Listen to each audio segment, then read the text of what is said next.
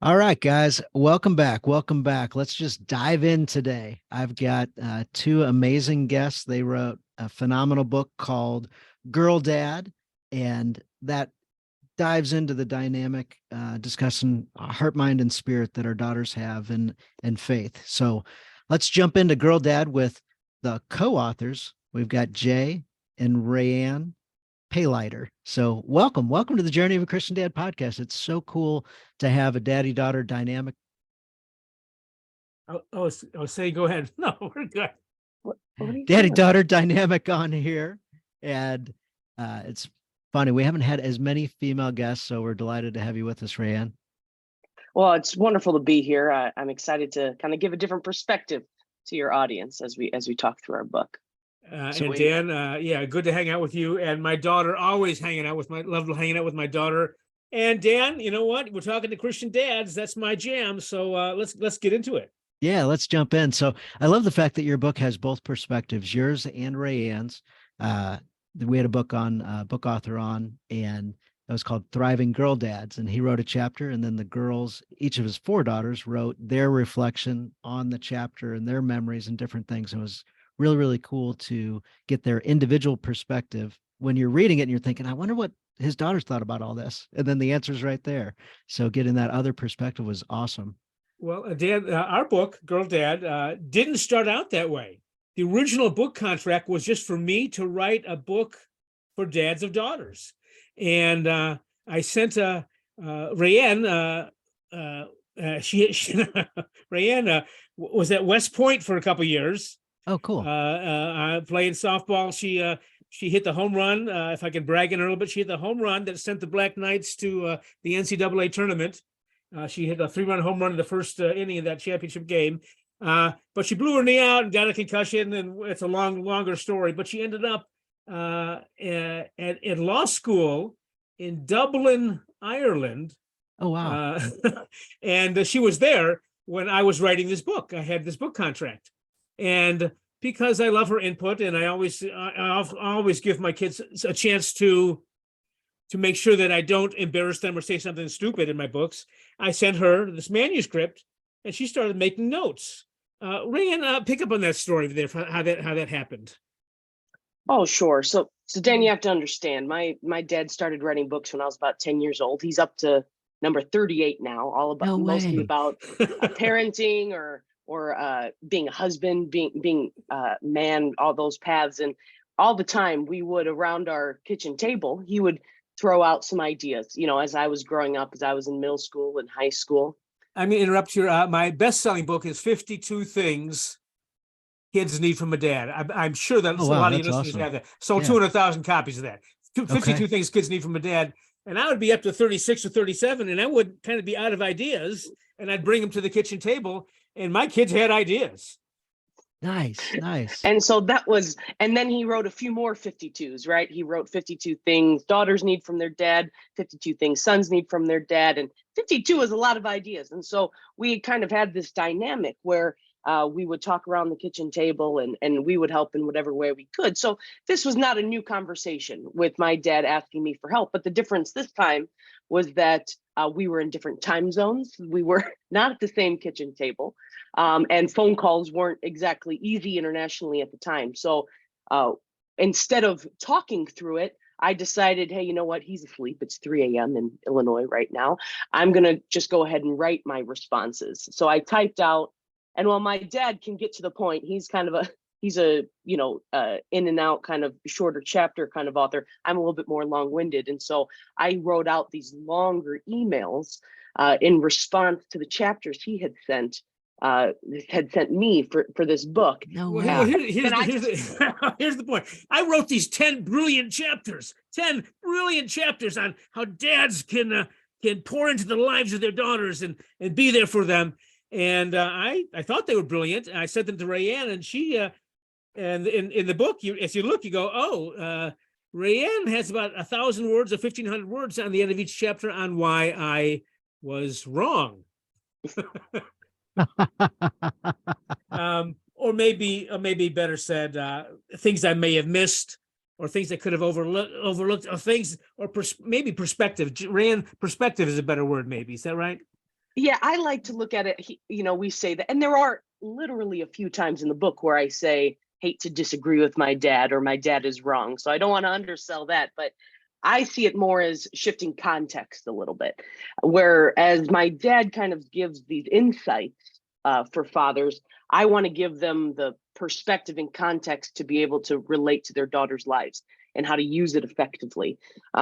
Because in my view, obviously, all the girl dads out there, their daughters are always going to be their daughters, right? They're always going to be their little girl.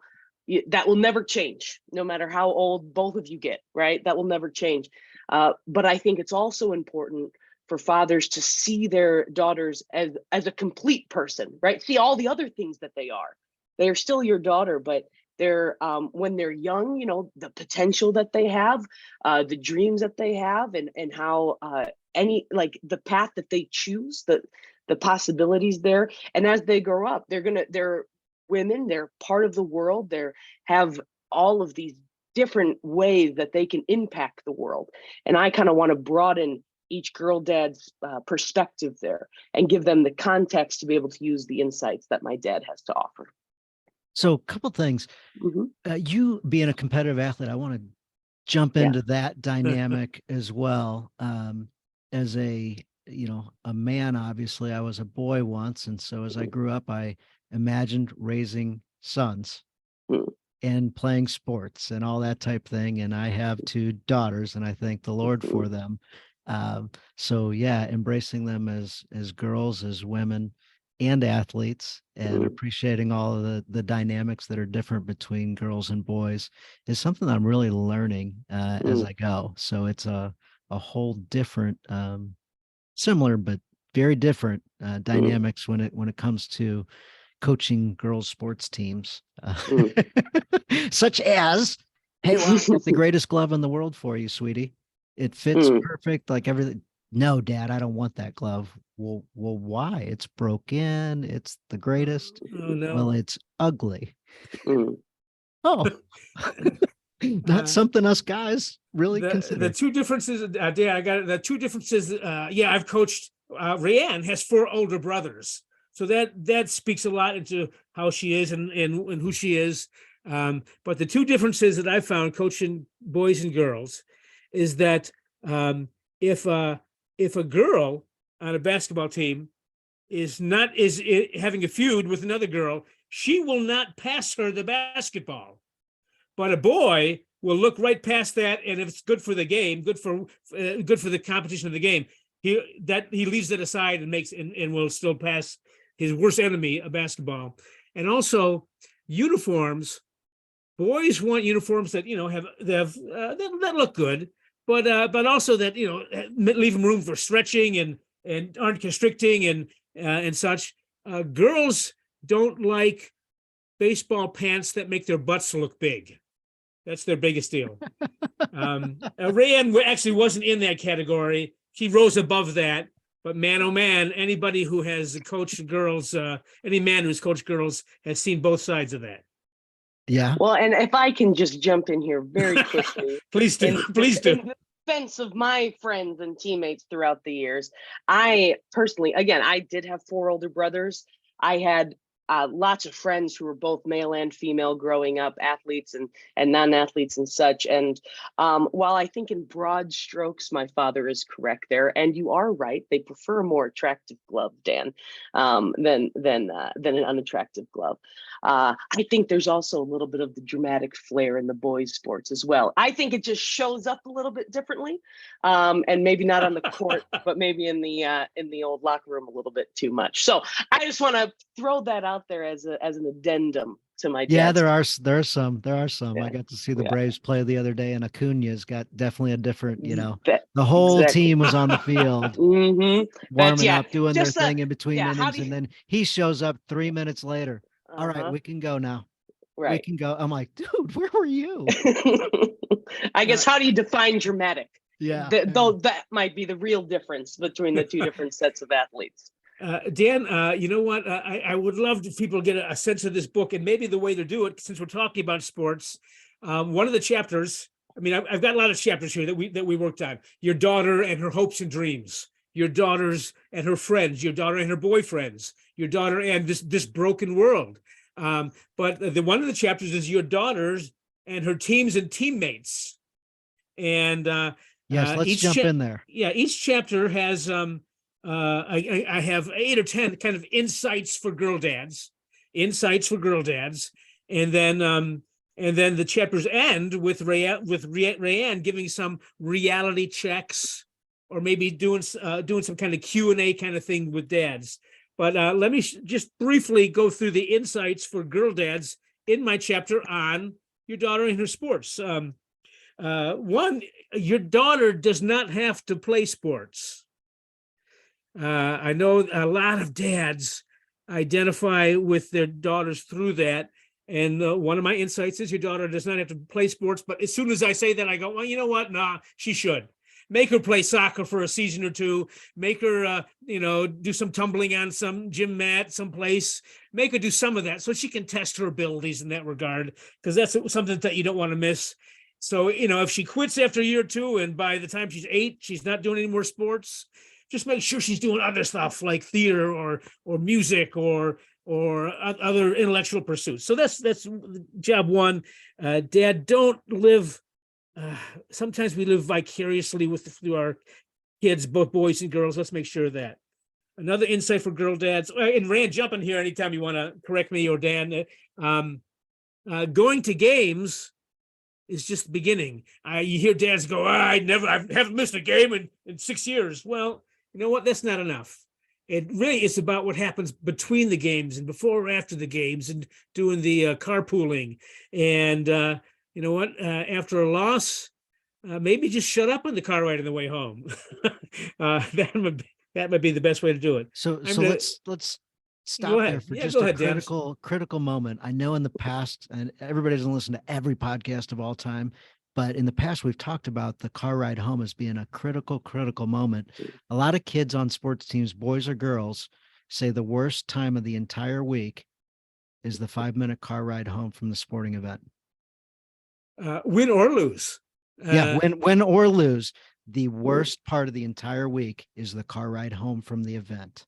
So what you just said, maybe be silent and allow the kids to talk. Maybe let them talk about whatever. It might not be, it isn't the best time to give your kid a dress down of where their deficiencies in the game came from. Right? Rae Anne shaking her head. She's like, I absolutely agree. It actually reminds me of one of my kind of staples that I think is essential for dads, which is, if you always want to pour into your child's life, a boy or girl, man or woman, you want to give them advice. You have solutions for them. You want to help. And we completely understand that. But I think the real key might be that if you stay quiet long enough, I think I can promise that 95% of the time, if you stay quiet long enough, your daughter is going to ask for your advice. If you stay, and this is certainly on the car ride home, but I think across the board, if your daughter is trying to figure out what she wants to major in college, and you just listen and you're there and you're quiet long enough, ask questions, sure. But if you kind of keep your opinion to yourself long enough, at some point she's going to turn around and she's going to go, well, what do you think, Dad? Or do you think this is a good idea, Dad? And I think it's the same in the car ride home. I know I was as a little bit more pessimistic with myself, certainly, and especially in a game like softball, where it's a game of failure, right? Same as baseball, it's a game of failure. And so even if if I come back from a softball tournament and I failed 7 out of 10 times at the plate, technically that's a successful day, that's right? Batting 300. Yeah. but I'm still thinking about those 7 at bats and what I could have done in those 7 at bats. And so if I'm talking it out, eventually I'm going to say, well, what do you think I should have done, when that rise ball came? Or what do you think I need to do this week to prepare? If you're quiet long enough, your daughter, or your son for that matter, I think is going to ask what you think. Yeah, that's really, really good. I pulled out the book here on chapter 21. It says on page 21, you should be able to ask, coming home from a practice, let's say, you should be able to ask, what are you working on? Would that be okay, Rae Anne? What are you working on? Is that okay? Sure. Or how's the team look this year? How's the team look? Before the even first game, how's the team look? And that opens the door. But you can. Oh my God, why aren't you getting more playing time? Oh. God. Or do you think he'll start the next game? Oh my golly, that just drives a knife into their hearts. And then that quiet is not contemplative. That quiet in the car is just anger and seething. And who needs that? My golly. You talked about your pessimism or pessimistic tendency. Any advice on how to help a girl get out of that? And I'm sure it applies to boys too, but girls sure. have a little bit different channel that they're plugged into, I think there. You're totally right. I guess, around mixed company, I guess I call it realistic, but in my own head, I know it's pessimism when it comes to my at bats and some things in general. But I would say from an athletic kind of perspective, for young girls, it's really remembering what you're doing there, why you're there, what your goal is. It's interesting that one of the true main differences between male and female athletes is that male athletes, when they're 10, right, can legitimately say, hey, I want to play at Wrigley Field. I want to be a professional athlete, and that's what my life can be. There's very, very few of those options, right? We have perhaps an Olympian kind of mentality for women. But even then, that's kind of a flash in the pan. You have to have other things going on for the most part. You have the WNBA probably is the best possible road. A basketball player, if a girl wants to make it as a professional athlete, there's significantly less paths. And so when we grow up playing, I think that girls have a little bit more of for the love of the game, right? And they have a little bit more of, because that's what other reason is there. Best case scenario really is a college scholarship. College scholarship, yeah. Right. That's the kind of the most amount of money you're going to make as an athlete. As a girl isn't even making money, right? It's replacing that debt. And so I think keeping that perspective as a young female athlete is important. Obviously, who knows what the world space is going to be like in 10 or 20 years when it comes to professional female athletes. I'm not sure. But that's what helped me. It was like, well, why am I here? And it's like, it's because I love the game. I told a story in the book about how I love softball so much. I played other sports. I played basketball. I threw in track and things like that. But I had a coach when I was 16 who made me hate the game. Who made me hate the game. And I was left kind of sitting there going, well, he, I have a pretty thick skin.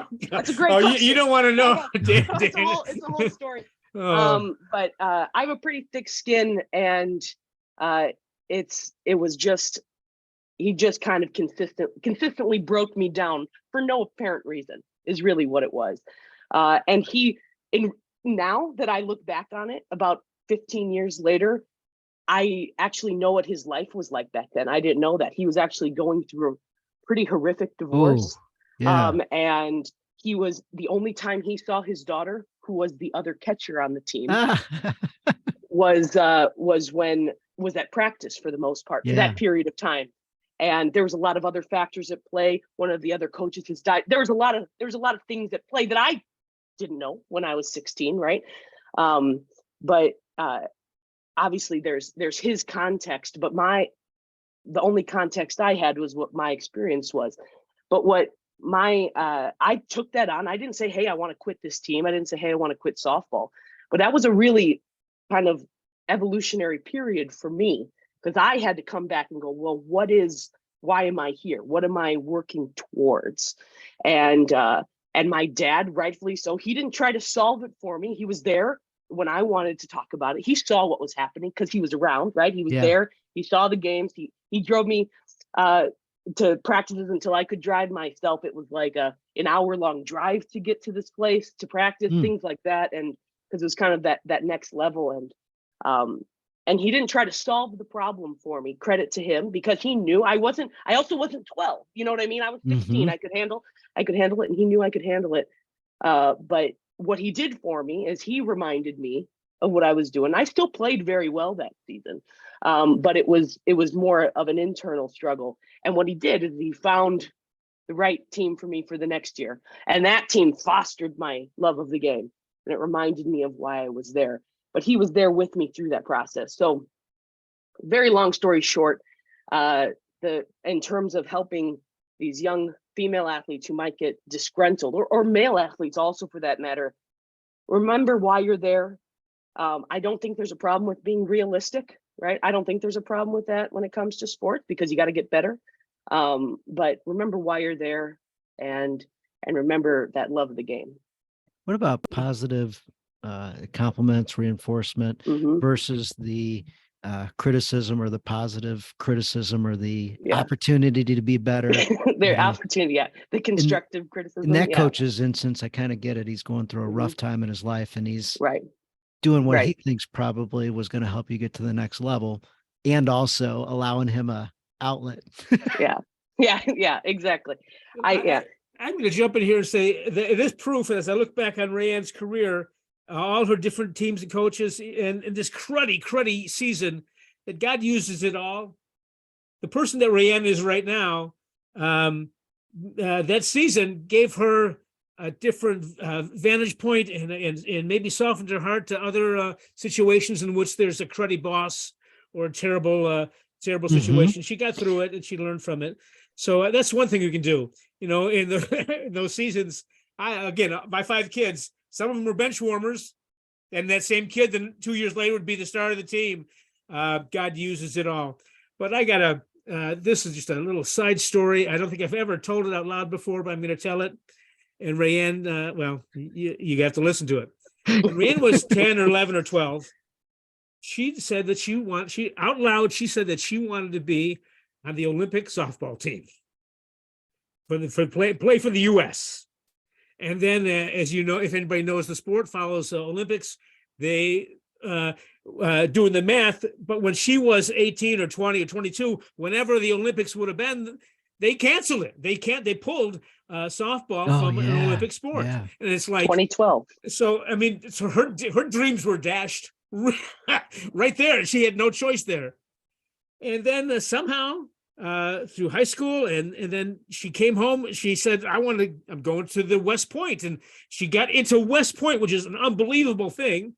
And I had kind of forgotten that Olympic dream, the idea of playing for the U.S. And so I show up at her first.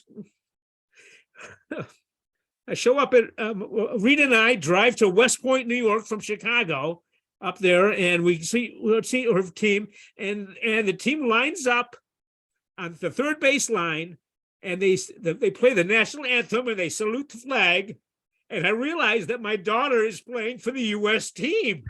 Holy cow! Thank you, Rae. What a blessing that was. And you know what? The Star Spangled Banner can always have new meaning for me because of that experience. The flip side of that is how angry I was in 2008 when they canceled the 2012 Olympics. It was you know what, Dad? I didn't even realize it until I didn't realize it either. I hadn't been thinking about it for the 10 years since. I didn't realize it until after that first game as well, because the other name for West Point is the United States Military Academy. And that's what they said over the loudspeaker. And that's what triggered it for me. Yeah, that's cool. Wow. What's your next question, Dan? Let's keep moving here. Yeah. No, I was just caught up with emotion and seeing guys. Sometimes you see things on video and you're like, this is kind of a special moment. So I didn't want to interrupt that. Yeah. So you've got a story about Kobe Bryant in your book at the beginning. And there's a story I heard about Kobe that I thought was really cool. Actually, it's more about his dad than Kobe. Kobe was playing in a summer league that his dad had played in and that his grandpa had played in. Dad and grandpa were both stars in that summer league. This was before he was college or pro and all that stuff. This was back mini Kobe, young Kobe. And Kobe played the whole entire summer and didn't score a single point at any game the whole time. No way. Really? Yeah. really. And dad puts his arm around him and says, Kobe, I love you no matter what. No matter what. You don't have to score a single point to earn my love. I love you, Kobe. How freeing that is. Then suddenly you're not on a you're not being judged on a basis of successes or failures. You're being judged on who you are, and that plays right in this idea of, hey, we're out here, we're talking, Rae Anne, here on Journey of a Christian Dad podcast, and a Christian dad needs to know that needs to know that he's loved, and that he has to love his son or daughter unconditionally. And that was what Kobe said exactly. He said Mhm. that moment was so freeing to me. Mm. I no longer had to perform to earn love. I now knew I was loved no matter what. There you go. It was And the so kid needs to know that in the car ride on the way home or Yeah. on the way to the game. Yeah. Yeah, the original name of the book, the working title of the book, Dan, was excuse me, was fathers versus daughters. That was the original word, fathers versus daughters, as we were working on this thing. And it became Girl Dad in the process. But as the story goes, and we all know that Kobe and Gianna died, and I guess 7 others died tragically in that helicopter crash in California in 2020, January. But in the media coverage that followed, somebody told the story of the ESPN anchor, I guess her name was Elle Duncan, who was interviewing Kobe. This is a couple years before, interviewing Kobe, and Kobe noticed that she was pregnant, and said, and he said, "Do you know what you're having?" And she said, "Well, I'm having a little girl." And then Kobe went on, "Man, oh, that's fantastic." And because he said, just be grateful, quote, "Just be grateful that you've been given that gift, because girls are amazing. I would have 5 more girls if I could. I'm a girl dad." And he said, "I'm a girl dad." And so the ESPN anchor, Elle Duncan, picked up on that, and it made the wires, but really doubled down. And she told the story after the his tragic death. And so Girl Dad made the, if you do hashtag Girl Dad, there's all kinds of stories out there. And that's the name of the book, Girl Dad. And we're privileged to kind of be part of that legacy. And I challenge all girl dads out there to, connect with their daughter and stay connected. If I may, it starts with the teddy bear picnic. It's real easy when they're kids to connect with your little girl, because she wants to make time for you. It begins with a teddy bear picnic, or daddy daughter dances, or making Lego starships, or baking mud pies, or doing the hopscotch out in the front yard, or designing fairy gardens. But then it moves on to volunteering and coaching her teams, and volunteering at church and in Awana, and showing up in the back of the room and in the classroom. Because she'll make time for you early on, but if you make time for her dad early on, she will make time for you later. Yeah, 100%. I can see, as you were recapping just different memories, Rae Anne's flashing those through her head, and she's like, oh yeah, dad actually remembers that stuff. That's cool. Yeah, well, there was at least one time when nobody else showed up in the back of the room for the classroom, some drama presentation, but Rita and Jay were there watching Rae Anne, and there were some things she didn't want us to come to, though. and you know what? You have to honor that too. Dads, girl dads, if your daughter says, "No, Dad, I don't want you to come to this, piano recital or something," maybe sneak in the back of the room, but you got to honor that in general. Mm-hmm. Mm-hmm. Yeah, absolutely. When you hear the words carefree timelessness, what do you think about when it comes to being a parent, being a daughter? Carefree timeless. timelessness. We're not sure where you're going, Rae. Do you know where he's going with this? I'm not sure where he's going. I'm happy to take a dive, though, if he's Jump in. carefree timelessness.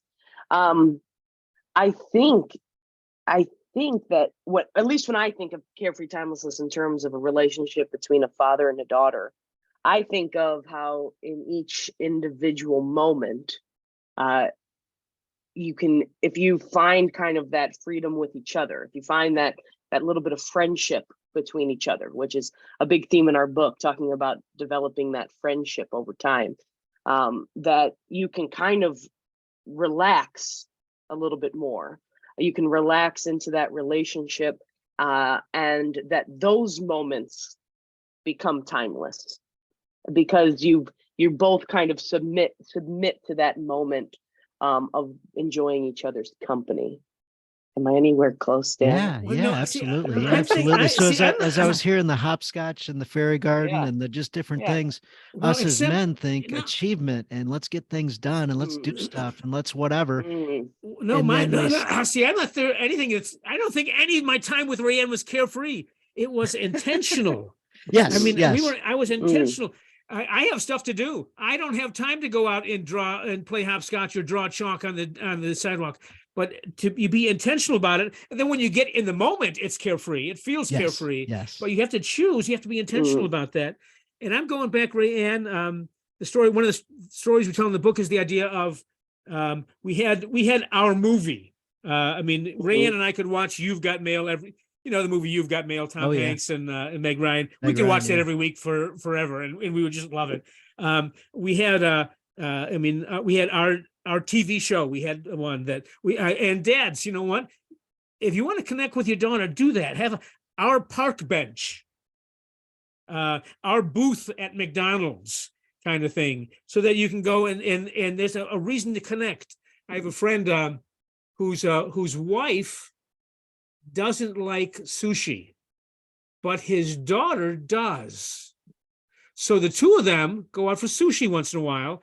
And when she needs to talk to him about something, she won't say, Dad, I need to talk to you about something. She'll say, hey, Dad, let's go out for sushi. So it's our meal together. And even if I could take it a step further, you could have, I'm preaching now, I'm sorry, but you could have our scripture verse.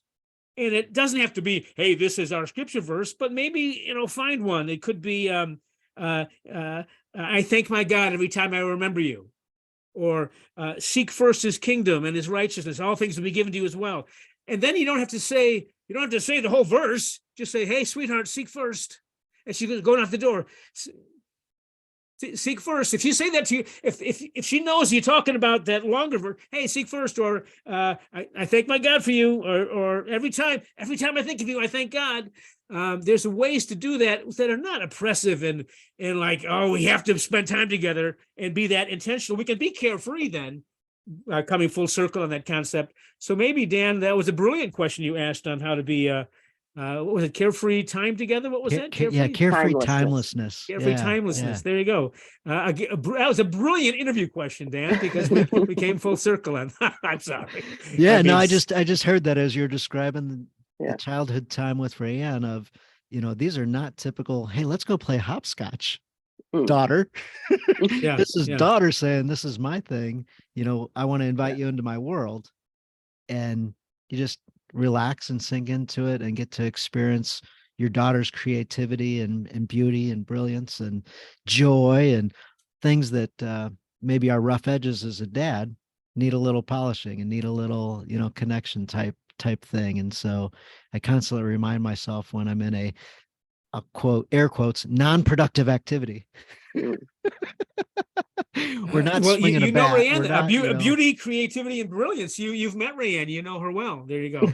Dan, I gotta kind of warn you about something. You got two little girls, Olivia, Ali, and Emmy. Ellie and Emmy.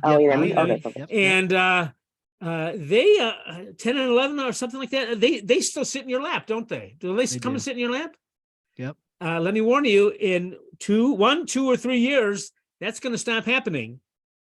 And that's okay.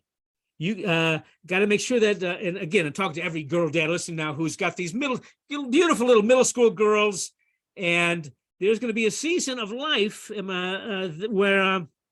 where they need to find who they are. They need to figure out who they are. there's, I don't want to say the word, but their sexuality kicks in. They got to figure out who they are as young women, how they relate to men, how they relate to dad, because dad, you're the model for them, of course. And there's going to be times when they don't. So I guess I'm looking forward, Dan. Maybe we'll have you back. Maybe you can have us back on in about 4 years and we'll see how you're plowing through that situation. Yeah, absolutely. Absolutely. So word of advice, guys, when your daughters do develop and do, grow into their womanhood, give them a real hug. Don't give them the shoulder hug. Don't suddenly change the way that you interact with your daughter in that physical way. Your daughter's going to think, why did dad change that?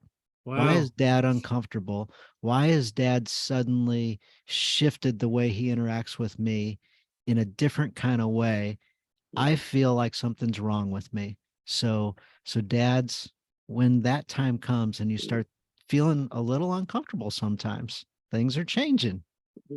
Figure out a way to still embrace your daughter fully and show her that physical love that she craves. Dan, that actually reminds me of a huge kind of process that we went through writing our book. And obviously we have this kind of give and take, right? And there's this chapter called Your Daughter and Her Self-Image. And we talk about several different things. We also talk about your daughter and her mom.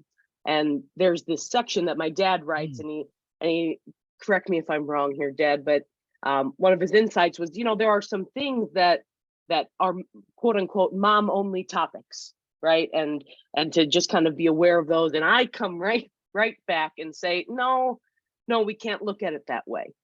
Dad, you're two things when your daughter is going through puberty, when she's going through changes. You're two things to her. One, you're her dad. You're still her dad and that relationship. But two, you're going to be the first guy in her life when she's going through these things. You're the first one that she's living with, the first one who kind of sees the behind the scenes. You're the first one who has to hear her ask for things from her mom or go through the different phases and stages that involves. And you are that representative. And I don't think I can overstate how important that is, because you set that tone. And if you're uncomfortable, he knows you're uncomfortable, exactly like you said, Dan, with the hug, but also things like, I get uncomfortable when you say those kinds of words, or I get uncomfortable, when you need me to pick up something from the store, or that, I talk to your mom about that. That's something that I'm not familiar with as a dad. That's a failing, a true failing on your part, Dad, because this is the most natural thing in the world. She's doing nothing wrong, and she's gonna think that she's doing something wrong. She's gonna think so, and that's also part of the natural thing. You second guess yourself, as speaking as a woman who went through this process. You think like, oh my gosh, I'm different and I'm broken and there's things wrong with me, and I'm figuring out how I feel about things, and I'm figuring out how to manage this kind of new phase of life that lasts for decades, but this new phase of life, right? And you are that first male in her life when she's going through that, and she deserves to feel comfortable in her own home. If your discomfort makes her feel uncomfortable in their own home, that is setting her up for a life where she's willing to give away that part of herself, right? That it sets her up where she goes, well, I got to put myself second here to the men who are around me. And you don't want that for your daughter. You want her to feel comfortable in who she is, and you want her.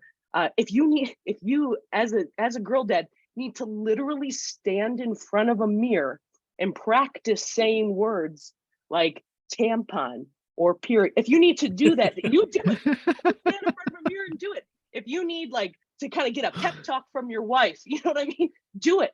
And also teach your sons how to do it, because they're also going out and they're in those middle school hallways with those girls. Again, your daughter probably doesn't want to talk to you about these things, right? She probably does want to talk to her mom. She probably Yes. does want to talk Yes. to the women in her life. I'm not saying that you need to bust out a slide projector, right, and talk through all the different phases, but I do think that it's incredibly important that when these things come up, that you don't make her uncomfortable, that you are with her as a partner, and that you, as a man, are teaching the other young men in your life how everything. Don't make her have to teach them, right? You teach that as the man in your life, teach the young men, because it's a part of life. So we should all be able to be comfortable in it. That's fantastic. I don't think Jay and I could have had that conversation between us. So like, this is Well, awesome.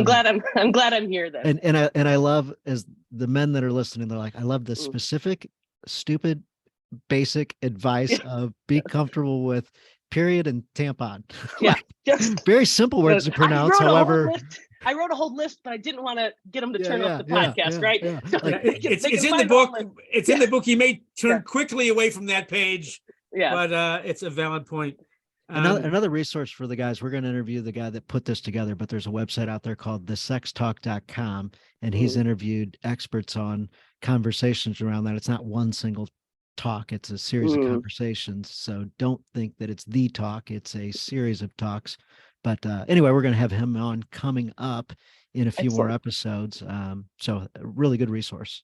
So cool. Wasn't planning on talking about that topic today, but that's an important one. There you go. You know what? As we talk about that season of life and that idea of don't push your daughter away, need to pull her towards you every chance you get. As a matter of fact, every conversation, whether it's after a sporting event or whether it's whenever it is, the end of the conversation, it could be a hard conversation, corrective or discipline, but you need to be pulling her towards you, dads.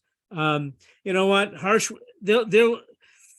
I'm hoping, I'm praying not, Dan, but your two little girls may, at one point say, I hate this family, or slam go down the door, go down the hallway and slam the door.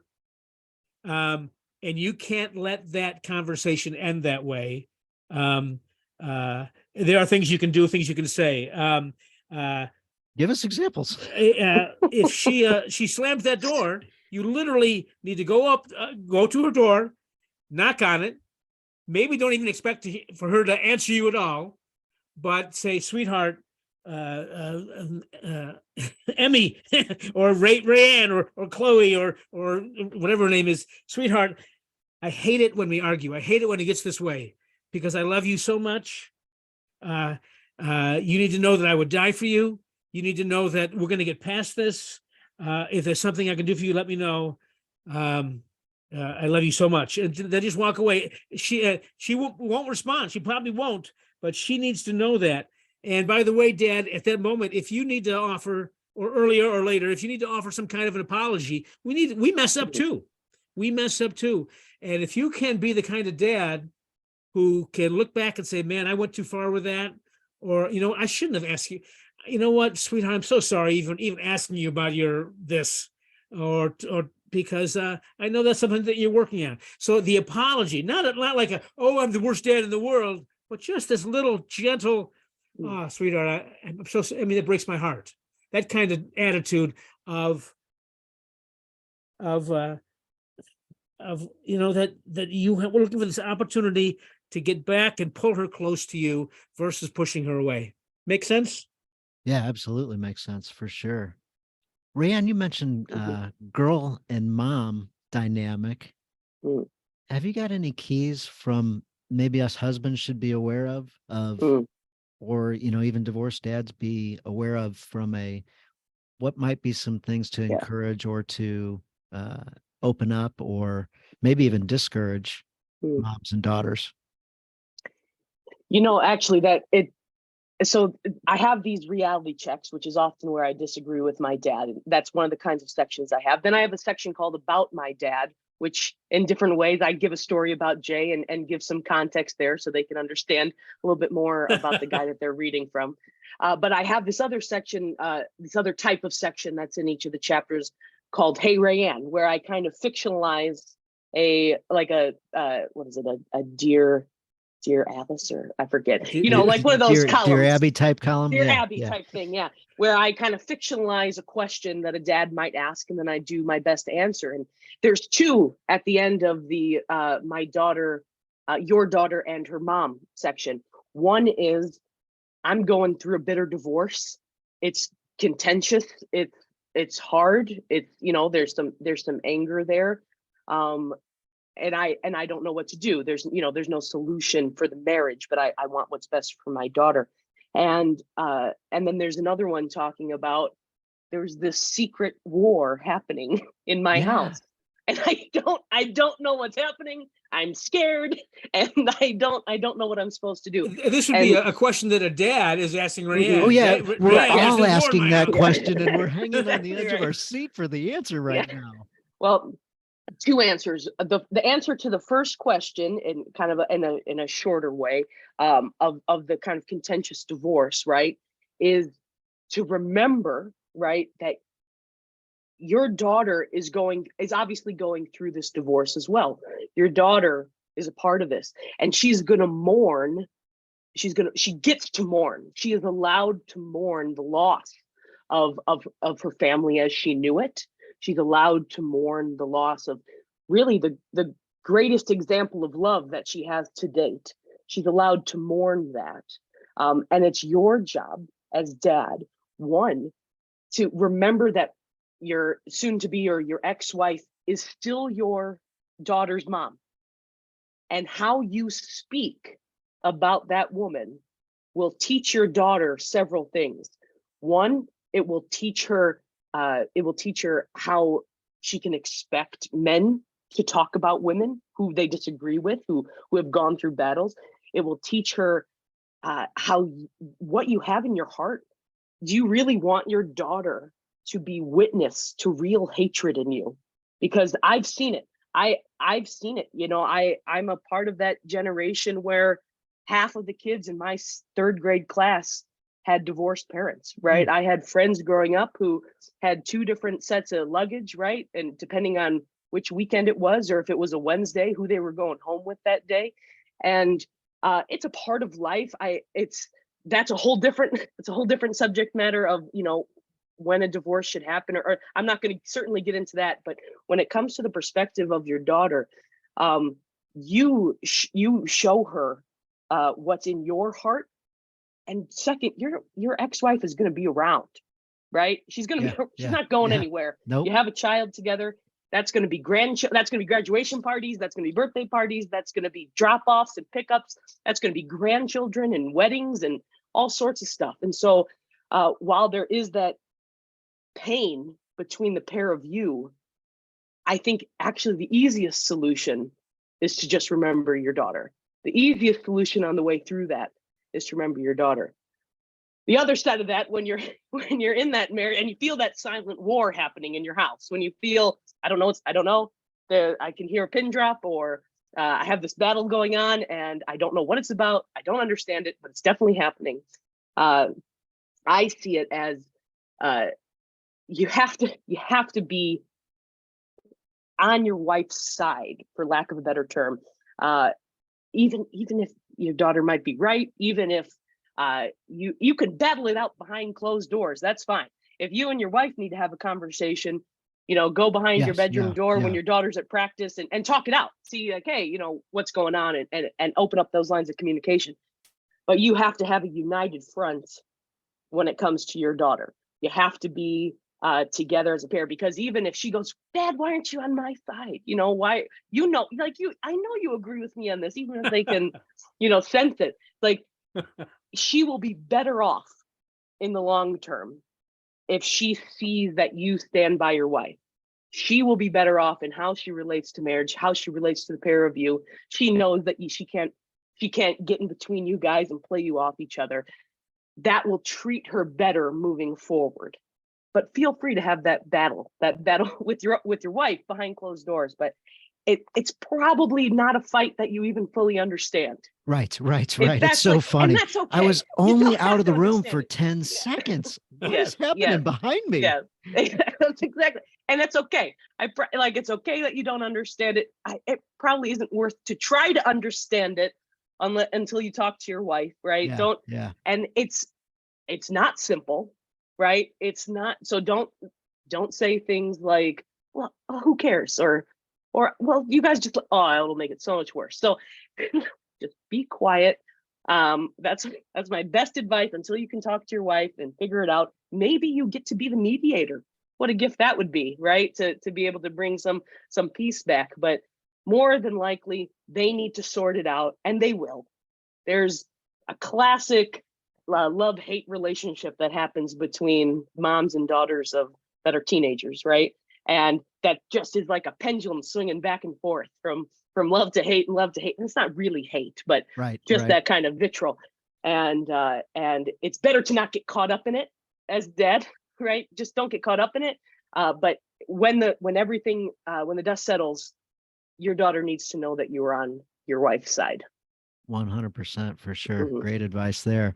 So how can we reach out to you, connect with you? How can we order the books? Whatever you'd like to share, website, that type thing. And then also, we always like to finish off with a challenge on the podcast. So if either you can Ooh. come up with a challenge that the men can execute week to week, could be simple, could be a little bit harder, but something they can do within a week's time, implementing a strategy, asking a question, doing something, whatever that might be. I'll let you guys take it from there. To contact us, you know what? Just go to Amazon and look up Girl Dad. Now, Yeah. I think there's actually 2 or 3 books right now with that title. One's a children's picture book. One's by somebody else. I'm sure it's fine and it has some valuable stuff in there.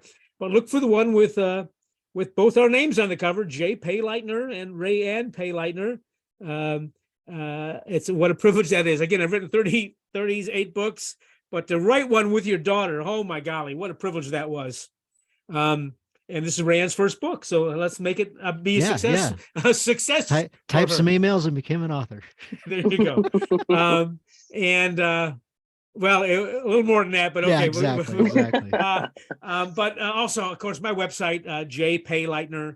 Name's impossible to spell, but I'll give it to you anyways. First name Jay. This is jaypayleitner.com. Jay. Last name is Payleitner.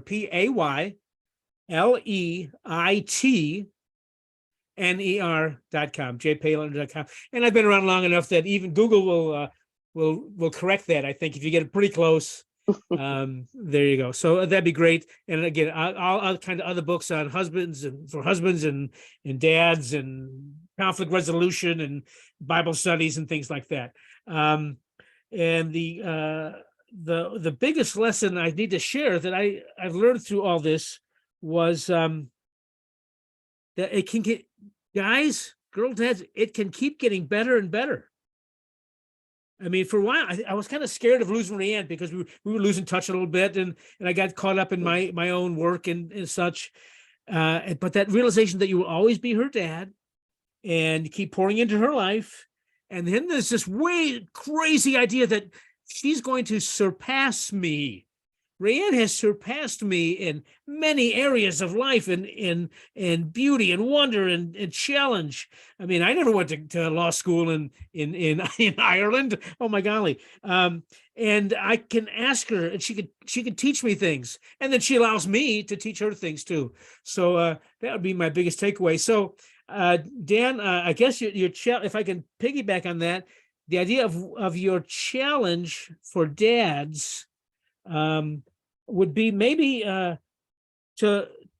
look to the future, the idea of when especially if you're going through a kind of a patch where you're a little separated from her, look to the future. One of the pages in the book, a little sidebar is things you can look forward to that are going to happen. You know what? The idea of one day, you might not be thinking of it now, but one day you'll take her out for coffee for no reason at all. One day you're going to move her into a college dorm room, or one day there's going to be a photo of you and she's in a cap and gown and she's next to you smiling. Might not be able to imagine that now. There might be a time when you literally ask your daughter for a piece of advice for a problem you have at work. What a concept that would be. maybe walking her down the aisle, maybe spending too much money on her wedding, maybe grandkids. What a kind. So don't strangle your 14-year-old, because someday you may get grandkids out of the deal, or may join her in heaven someday. Again, don't strangle her when she's 16 years old. So in the next week, imagine yourself, again, especially if you're a little bit distant from her right now, imagine these moments in the future, and that'll get you through today, especially if it's a hard day. Absolutely. I love that challenge. And I love the fact of just doing that periodically from time to time so that you're more prepared when the rough times come. Mm. You're already training your mind to think that way so that you're like, okay, remind Yeah. myself, this is just a season. This is just a moment. Yeah, And just a things will season. get better. Oh, that's good. Yeah, just a season this is. Yeah. Well, fantastic. Well, thank you both for coming on. And yeah, I definitely look forward to having you back on again, and hopefully sooner than 4 years. Fantastic. Fantastic. Thank you so much, Dan. Really a pleasure to talk with you and to talk a little Absolutely. sports with you as well. Yeah, absolutely. That was cool. Yeah, very good. What a good ministry you have. Keep at it, Dan. I appreciate it a bunch. And thanks, guys, for listening. And look forward to you tuning in next week, and look forward to you executing the challenge, and let me know how it goes. Thanks, guys. Bye-bye.